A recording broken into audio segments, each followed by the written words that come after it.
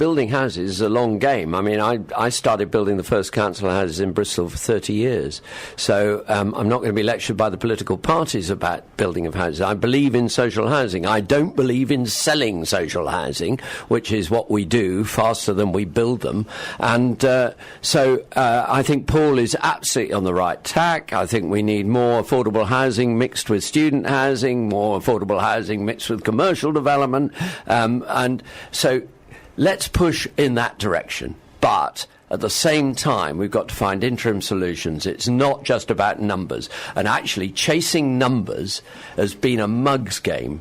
Chasing numbers means we come up with terrible solutions like building high buildings across the city, which is what the mistake we made in the 60s and 70s, and we seem to be going back to. So let's think about creating decent communities that involve everybody. Look, I mean, with this incredibly high-value property, the obvious thing is to build up, because there's just not enough space. Yeah, but you don't get higher density by building up. You just get you just get worse environment. You get higher density by building decent streets. You can build, if you build a city like Barcelona, which doesn't have many high buildings in the centre of Barcelona, and yet has 4 times the density of the average European city, but it's based on 5 or 6 stories, as is so many European cities. Building high is a mug's game, a total misunderstanding of what high density is and what creates a decent community. I just want to echo what George has said, and it seems counterintuitive, but building high is very expensive, and that's why developers outside of the City of London and the Shard and all those projects that are, a bit strange in some ways, building high in Bristol is really not the solution, and developers don't really want to do it. Well, I've seen quite a lot of these plans for Spike Island, etc. There's loads of tower blocks, basically.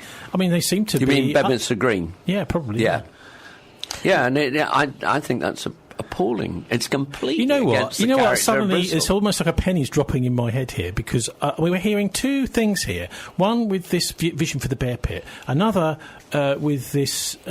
Bedminster Green and Spike Island, where actually it seems that we haven't got a Labour administration, we've got a sort of Tory administration, a big business administration, and that Marvin Rees sounds to me as if he's kind of halfway between the Labour Party, and almost a bit of a Tony Blair maybe, between the Labour Party and the business community, George. I mean, because these big developers, they sit and they will say, well, actually, this is what we would like to do. Seems to me, Marvin, in order to get houses built, is saying yes, yes, yes to them. You're not going to draw me into a personal attack on Marvin, because, I'm sure he's a decent guy. He's tried to do the right thing, but I don't think he quite understands what makes a city tick. I wish he would listen more to some of the other councillors on the city council who've got some really good ideas.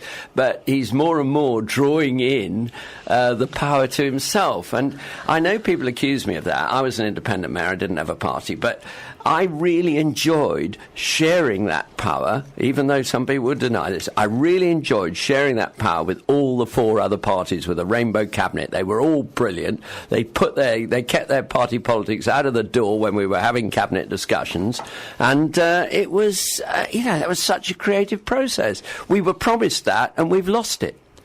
Jude, what do you make of this? This is maybe my conspiracy theory here. I'm saying, well, look, both the Bear Pit and when we're talking about these high-rise developments, it seems that the mayor is doing what big business wants, not what ordinary people in the city want. I tend to agree when I look at what the sorts of things that our mayor does, that is a kind of Tory light approach, actually. I think Paul Smith is a proper Labour bloke and he understands about social housing, and I think he's probably caught between Marvin's desire to build high and Paul's quite realistic approach, which is we need to build what we need. I think Marvin's very aspirational about this idea that we'll have some high buildings, and he looks to other places like New York or London. But we are not New York or London. No. We are Bristol. And Bristol, it's very different. And I don't think he's very good at listening to other points of view. I thought it was Beijing and Kuala Lumpur. Well, that may be the case, but Beijing and Kuala Lumpur, if you look at the way that people are housed actually in Beijing and Kuala Lumpur in tiny little units, which is also the way we're going. I mean, the massive amount of student accommodation being built in the city as well is also kind of indicative of this. Let's move towards lots of very high density but poor quality hutches for students I think to it's live more in. Birmingham than Barcelona. Yeah. I mean, it's and it's sad. When I arrived in this city, we were trying to be Birmingham. We were building highways. We were building high blocks of flats.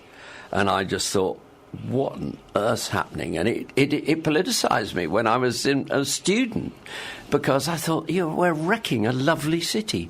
And to go back to that seems incredibly simplistic to me. It is, as Jude says, it's an aspiration, but I think it's a very misguided aspiration. I mean, we could look for some of the developments that's happening just further up from the Bear Pit in Stokes Croft. At the moment there are plans for several applications for quite high-ish buildings, but some that could be very high. People would be shocked to know quite how many stories people think they can put on the very entrance to Stokes Croft. And because we haven't got a local plan yet, and in fact the supplementary local plan is coming to Cabinet on Tuesday, it could easily be pushed through that these high buildings go through, and then developers who want to build high-ish can have a carte blanche to do it. And I think people will look back in a couple of years and go, oh my God, how did we let that happen? And the way we let it happen is by having not a rainbow cabinet, no other opinions. Marvin gets what Marvin wants, which is part of what we kind of see, happening a lot, I think. I mean, the transport thing's another issue, I think, where he doesn't understand the bigger picture, and we end up in a bit of a pickle. Because I'd just like to bring our Labour Party person who's been sitting here very politely, not quite in the corner, but anyway, Martin Summers, what do you make of this? I mean, planning is very important, isn't it? And actually, whether you're talking about your vision for the city or actually the whole the planning process, development process, and the council giving permission for things is actually seems to be it's on a very, very loose rein at the moment. Well, I'm not going to defend Marvin's particular decisions, because obviously I'm not competent to critique what's going on. I listen very with interest to what's been said in this conversation. I think one of the fundamental things is that local government doesn't actually have a great deal of power, and we're not, we're talking about as if Marvin is actually the maestro of Bristol. It's just not the case. I mean, developers basically have got most of the cards. They can appeal any decisions they don't like, or the councils can't appeal it. And of course, we've had this whole idea of having elected mayors at the same time as the powers of the council have been massively reduced. And of course, we talked about homelessness earlier. Really, what's pushing that, to my mind, is the whole rollout of universal credit, with a 5 or 6 week wait, which puts people straight into rent arrears. They're going straight to Wonga or wherever immediately. I mean, it's just stupid, and it's created wherever it's been rolled out. It's quite clear what the implications are. Massive increase in registered homelessness, and that's just central government, vandalism basically.